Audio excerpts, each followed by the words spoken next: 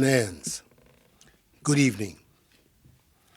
9 days ago, I came to your homes and requested you to make great sacrifices to save lives and to protect our motherland. I announced the imposition of strict restrictions to movement and asked the residents of the Greater Accra metropolitan area and Kasoa and the Greater Kumasi metropolitan area and its contiguous districts to stay at home for 2 weeks in order to give us the opportunity to stave off this pandemic. As a result, residents of these two areas had to make significant adjustments to our way of life, with the ultimate goal being to protect permanently our continued existence on this land. They heeded the call, and they have proven so far to each other, and indeed to the entire world, that being a Ghanaian means we look out for each other. Yes, there are a few who continue to find ways to be recalcitrant, but the greater majority have complied and have done so with calm and dignity. Tonight, I say thank you to each and every one of you, law-abiding citizens. Let me thank in particular all our frontline actors who continue to put their lives on the line to help ensure that we defeat the virus. To our health workers, I say a big aiko for the continued sacrifices you are making in caring for those infected with the virus and in caring for the sick in general. You are the heroes and heroines of our generation, and government will do all in its power to provide you with the relevant tools to do your work effectively. To the men and women of our security services who have been enforcing the directives by patrolling our streets day and night, conducting surveillance, snap checks, and mounting roadblocks, we're deeply in your debt. It is these security measures that have created the basic framework within which our medical personnel are able to pursue contact tracing, testing, and treatment of persons with the virus, whose implementation offers us the most secure means to defeat the virus. Reports I've received so far indicate that the police, military, and other members of our security services have discharged their mandate with considerable professionalism. Furthermore, working with the Ministry of Local Government and Rural Development, we see personnel of the Ghana Armed Forces involved in the cleanup of our drainage systems and of our markets. In the very few instances where members of our security agencies have employed the use of excessive force against the citizenry in enforcing the restrictions on movement, the Inspector General of Police and the Chief of Defense Staff of the Armed Forces have taken steps to investigate such incidents, and they have given me the assurance that those found culpable will be duly sanctioned. Thus far, the alleged wrongdoers have been withdrawn from the ongoing exercise. To enhance command and control, more senior officers have been deployed at the operational level, and each member of our security services participating in the exercise has been handed an aid memoir highlighting essentially the guidelines for the operation. However, I'm extremely perturbed by the actions of a few unpatriotic persons who are deliberately passing off and circulating old videos of alleged brutality by members of the security agencies, largely of foreign origin, and presenting them as though there were new incidents by Ghanaian security personnel which have occurred during the course of this past week. It is sad, it is unfortunate, and it must end. We should all be in this fight together, and there's nothing to be gained with widespread fabrication and distribution of such videos whose sole aim is to create discontent and undermine the trust of the population in the men and women of our security services. Who gains from such conduct? Nobody in their right senses. The law enforcement agencies are determined to locate the originators of these antisocial acts. Fellow Ghanaians, as I've said before, all the government is doing is intended to achieve 5 key objectives: limit and stop the importation of the virus, contain its spread, provide adequate care for the sick, limit the impact of the virus on social and economic life, and inspire the expansion of our domestic capability and deepen our self-reliance. As of today, Sunday, 5th April, our current situation is such that we have recorded a total of 214 cases. The Greater Accra region has 189 cases, followed by the Ashanti region with 12, Northern region 10, Upper West region 1, Eastern region 1, and Upper East region 1. The 10 from the Northern region are the West African nationals who entered our country illegally after the closure of the borders. In total, 3 persons have fully recovered from the disease, 49 persons have been discharged from treatment facilities and are being managed from home, and the remaining 155 are responding to treatment. 2 persons are moderately ill, and 5 persons, as I said before, have lost their lives. Of the 1,030 travelers who were mandatorily quarantined and tested on their arrival in Ghana on the 21st and 22nd of March, 79 were initially found to be positive, and appropriate arrangements were made for their isolation and treatment. Subsequently, after 12 further days of quarantine, 26 other persons were found to be positive as a result of their second test, bringing the total number of those found to be positive to 105, all of whom have been isolated for treatment. Of the remaining 925 persons who have undergone 2 tests and found to be negative, 804 have been released from quarantine to join their families. The remaining 121 are, as I speak, in the process of being released. I want to thank all of them and their families and loved ones for their understanding and cooperation with the stringent procedures the government was forced to deploy in the public interest. Efforts also at contact tracing have been ramped up over the course of the past week. Indeed, for every confirmed case of COVID-19, all the contacts have been listed, monitored, and tracked.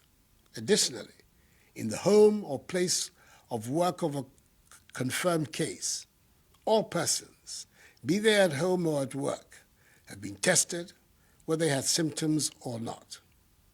Within the locality or neighborhood of a confirmed case, the opportunity is also being provided for persons to undergo voluntary testing to ascertain the extent of community spread.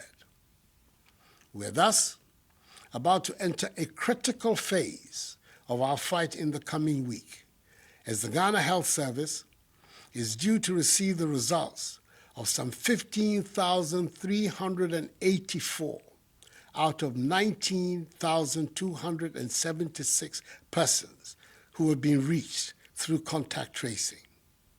It is the results of these tests that will determine our future course of action. Government's policy and measures will continue to be driven by the science in this matter. The Ghana Academy of Arts and Sciences and the Center for Scientific and Industrial Research, CSIR, are now partnering government in the struggle.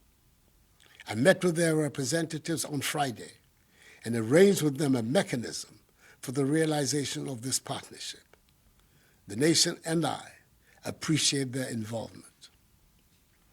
So in the course of the coming week, a determination will be made as to whether or not to extend the duration of the 2-week restriction on movement and the implementation or otherwise of any more enhanced measures to deal with the virus.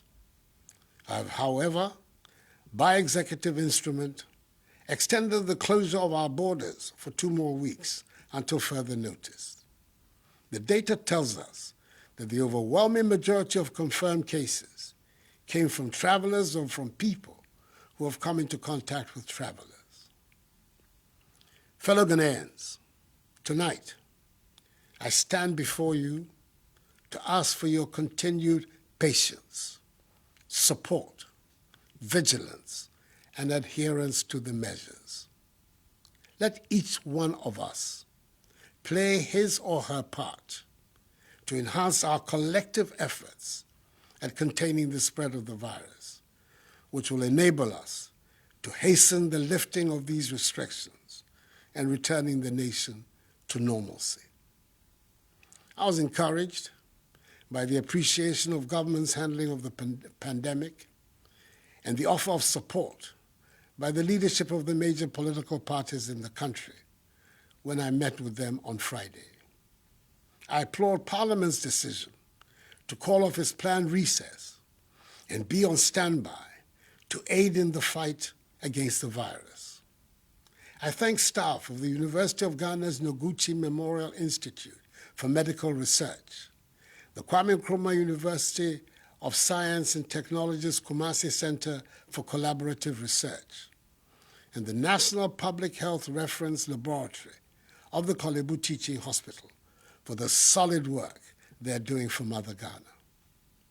I'm very grateful to the individuals and institutions who have responded to my appeal for donations to be made into the COVID-19 National Trust Fund, which has been established to complement government's fight against the virus and to assist in the welfare of the needy and the vulnerable. A total amount of some 8,750,000 cedi, which includes 600,000 United States dollars, have been received so far for this purpose. I'm happy that so many appointees of my government have also followed my example by donating their salaries to the fund.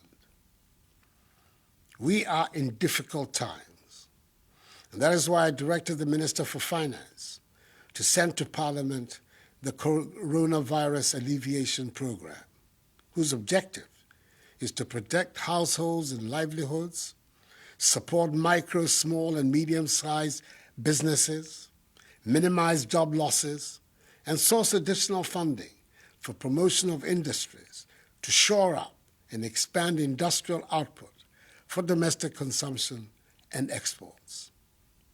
Through this program, the Ministries of Gender, Children and Social Protection, and Local Government and Rural Development, and the National Disaster Management Organization, NADMO, working with MMDCEs and the faith-based organizations, have begun to provide food for up to 400,000 individuals and homes in the affected areas of the restrictions. This began in Accra today and will begin in Kumasi tomorrow. It will come in the form of dry food packages and hot meals, and will be delivered to vulnerable communities in Accra, Tema, Kumasi, and Kasua. Again, the Ghana Water Company Limited and the Electricity Company of Ghana have been directed to ensure the stable supply of water and electricity during this period. In addition, there will be no disconnection of supply. Furthermore, government will absorb the water bills for all Ghanaians for the next 3 months, i.e. April, May, and June. All water tankers, publicly and privately owned, are also going to be mobilized to ensure the supply of water to all vulnerable communities.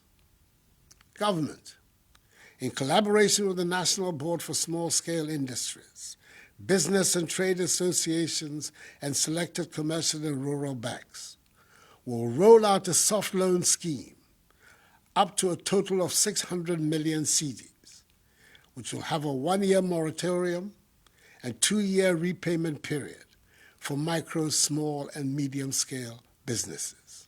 Fellow Ghanaians, it is vital that we protect the lives of our frontline health workers who are risking their lives every day to battle this virus.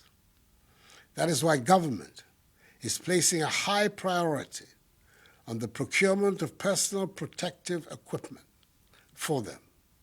Thus far, 350,000 masks, 558,650 examination gloves, 1,000 reusable goggles, 20,000 coveralls, 7,000 N95 respirators, 500 waterproof gumboots, 2,000 reusable face shields, 2,000 gallons of hand sanitizers, 10,100 milliliter pieces of hand sanitizers, and 500 shoe covers have been sent to the regional health directorates for onward distribution to the district health directorates for use by our health workers in all the districts.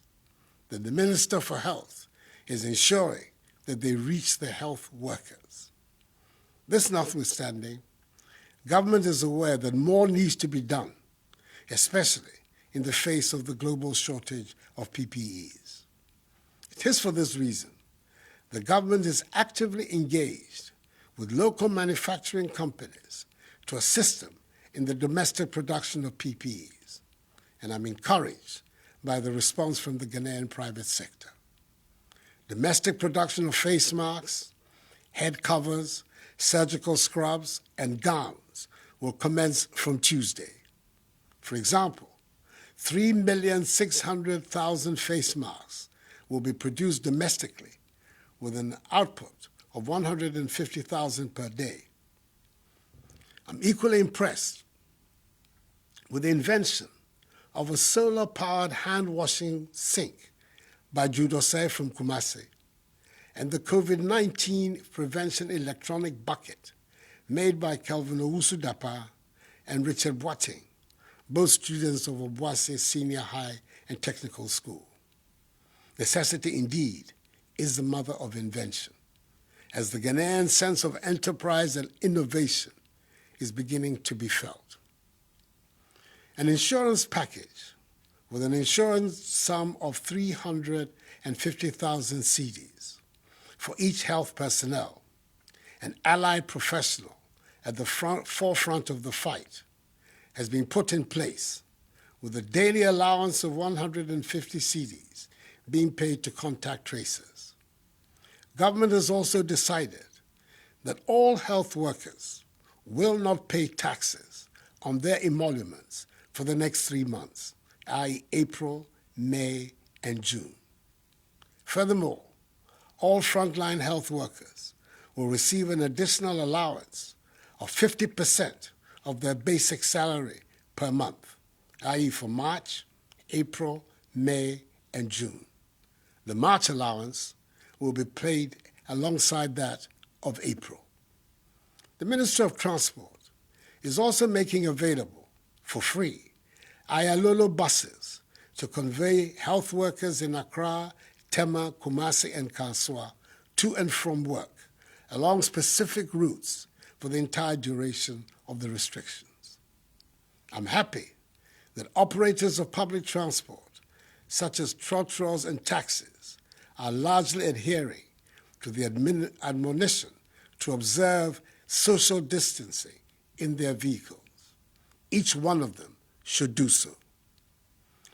Towards ensuring the cleanliness of our country, especially in the Greater Accra and the Greater Kumasi areas, which are currently the subjects of the restrictions, the Ministry of Sanitation and Water Resources, together with some 400 personnel drawn from the police, military, fire service, and prison service, from Friday, 3rd April to today, Sunday, 5th April, have embarked on desilting our gutters, collection and disposal of garbage from homes, public places, markets, and vehicle terminals. We must ensure that the end of this exercise will lead to a new attitude towards cleanliness in our surroundings. That would be a positive legacy from this crisis. MMDAs outside the areas affected by the restrictions have been directed to emulate this cleanup exercise. As of Saturday, 4th April 2020, markets and lorry terminals in 13 regions have been cleaned and sprayed, with the 3 other regions set to follow in the coming few days. We've had to take the extra step of closing a few markets in Accra and Kumasi, where traders and market women had flouted the rules for social distancing. Some districts have also embraced the policy of alternate days for alternative products in a bid to decongest the markets and ensure social distancing. I'm fully aware of the disruptions to your lives occasioned by these measures. Your personal movements, way of life, the education of your children, your livelihoods have all been disturbed by this virus. But believe me, the measures are necessary if we are to free ourselves permanently of this pestilence. Fellow Ghanaians, I will continue passionately to appeal to you to observe prescribed social distancing and good personal hygiene to contain community spread. These enhanced hygiene protocols must become a part of our everyday lives. We must not abandon them. And remember that the law enforcement agencies are going to increase their enforcement of the stay-at-home directive. Do not leave your homes other than for the essential stipulated reasons. The cynics question our capacity for the maintenance of discipline in this period and in its aftermath. However, I am confident that we will prove them wrong. Ghanaians always rise up to the occasion, and we will do so again.